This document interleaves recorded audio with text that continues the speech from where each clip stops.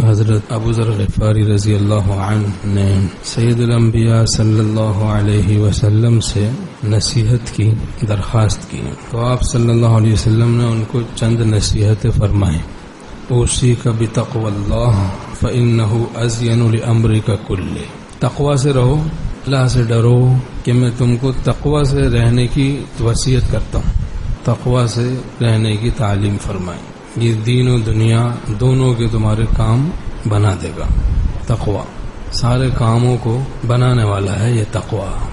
فإنہ ازین لامرک کلہ، تیرے سارے کاموں کو بنا دے گا، سارے کاموں کو یہ تقوی مزین کر دے گا۔ تو لے اللہ کا نام، تیرا سب بنے گا کام۔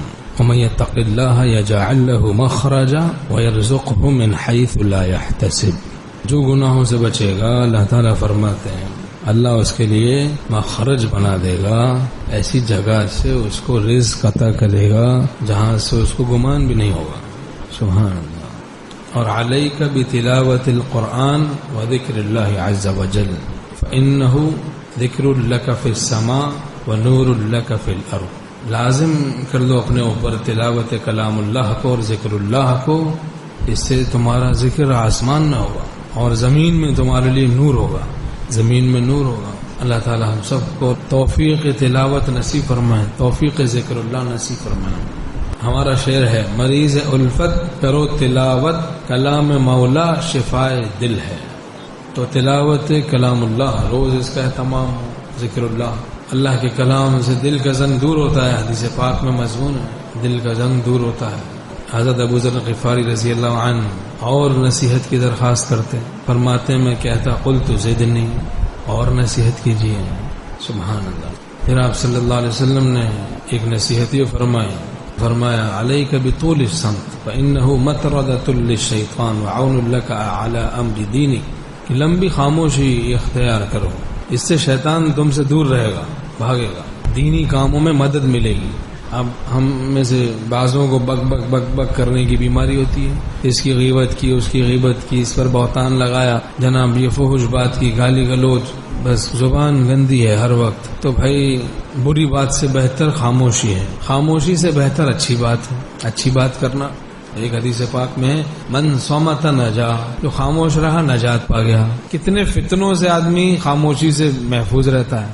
اور فرمایا ایاک وکثرۃ الضحک فإنہ یمیت القلب ویذھب بنور الوجہ، کہ زیادہ مت ہنسو، اس سے دل مردہ ہوتا ہے اور چہرے کا نور جاتا رہتا ہے۔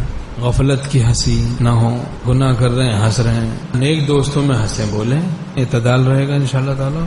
گناہ کر کے گناہوں کی بات پر بری صحبتوں میں ہنسنا، یہ سب چیزیں اچھی نہیں ہیں، لعنتی ہنسی سے ہم بچیں۔ اور فرمایا قل الحق وان کان مرا، حق بات کہو اگرچہ وہ کڑوی ہو، حق بات کہیں، سچ بات کہیں اگرچہ وہ کڑوی ہو۔ انہوں نے اور نصیحت کی درخواست کی۔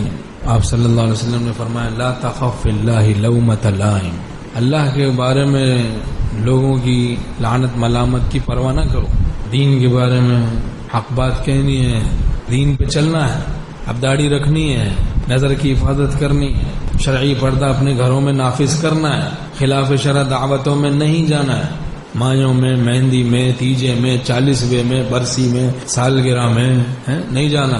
خاندان والے لعن طعن کریں، پرواہ نہ کریں، کسی کی پرواہ نہ کریں، ضروری امور میں مروت نہیں، اب داڑھی کسی کو اچھی نہیں لگ رہی، نہیں لگے۔ اور آخری نصیحت یہ فرمائی لیحجزک عن الناس ما تعلم من نفسک، کہ جو اپنے بارے میں تم جانتے ہو وہ چیز تمہیں لوگوں کے عیوب کو ظاہر کرنے سے روک دے، لوگوں کی غیبتیں کرنا، برائیاں کرنا، عیوب کو ظاہر کرنا۔ ہمیں اپنے بارے میں یقین ہے برائیوں کا اور دوسروں کے بارے میں ظن ہے، گمان ہے معیوب ہونے کا، تو یقینی جو عیوب ہیں ہمارے سامنے، وہ ہمیں دوسروں کی عیب گوئی، عیب جوئی، عیوب کو ظاہر کرنے سے روک دے۔ یہ چیز دوسروں کے بارے میں بد گوئی، بد زبانی، ان سب باتوں سے ہم بچیں، اپنے عیوب پہ نظر رکھیں۔ جس کی اپنے عیوب پہ نظر ہوتی ہے دوسروں کے کمالات پہ نظر ہوتی ہے، جس کی اپنے کمالات پہ نظر ہوتی ہے دوسروں کے عیوب پہ نظر ہوتی ہے، اپنے عیبوں پر ہم نظر کریں۔